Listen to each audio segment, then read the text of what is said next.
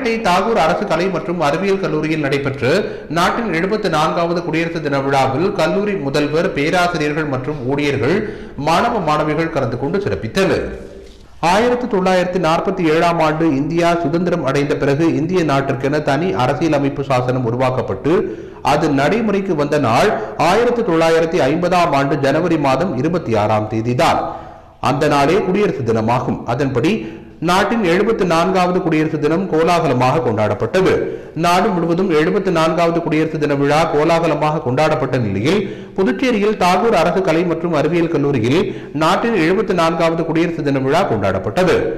இதனையொட்டி காலை 8:30 மணி அளவில் கல்லூரியின் முதல்வர் டாக்டர் சசிகாந்த தாஸ் தலைமையில் பேராசிரியர்கள், அலுவலக பணியாளர்கள், மாணவர்கள், NCC காட்டேஜ் மற்றும் ஆபீசர்ஸ் ஆகியோர் இந்திய நாட்டின் 74வது குடியரசு தின விழாவினை கொண்டாடினர். இதில் கலந்து கொண்ட கல்லூரியின் முதல்வர் டாக்டர் சசிகாந்த தாஸ் தேசிய கொடியை ஏற்றி வைத்து மரியாதை செலுத்தினார். அப்போது நாட்டுப்பண் இசைக்கப்பட்டது. இதனைத் தொடர்ந்து நடைபெற்ற குடியரசு தின விழாவின் முதன்மை பேச்சாளராக கல்லூரியின் ஹவுஸ் கீப்பிங் போர்ஸை சேர்ந்த திருமதி வள்ளியம்மை உரையாற்றினார்.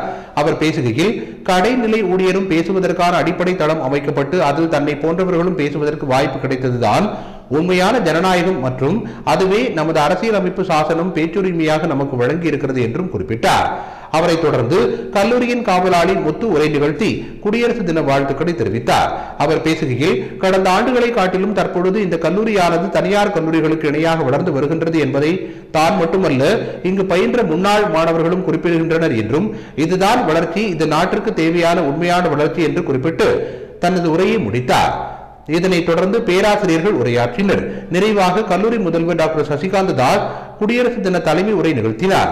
அவர் பேசுகையில், இந்திய அரசின் முடிவின்படி முன்னுரிமை என்பது சுகாதாரம் மற்றும் துப்புரவு பணியில் ஈடுபடும் மருத்துவர்கள், செவிலியர்கள், துப்புரவு பணியாளர்களுக்கு வழங்கப்பட வேண்டும் என்பதனை நிரூபிக்கும் வகையில் கல்லூரியின் ஹவுஸ் கீப்பிங் போர்ஸ் மற்றும் பாதுகாவலர்களுக்கு இந்த குடியரசு தின நாளில் வழங்கப்பட்டு சிறப்பிக்கப்பட்டுள்ளது என்று குறிப்பிட்டு தனது உரையை நிறைவு செய்தார்.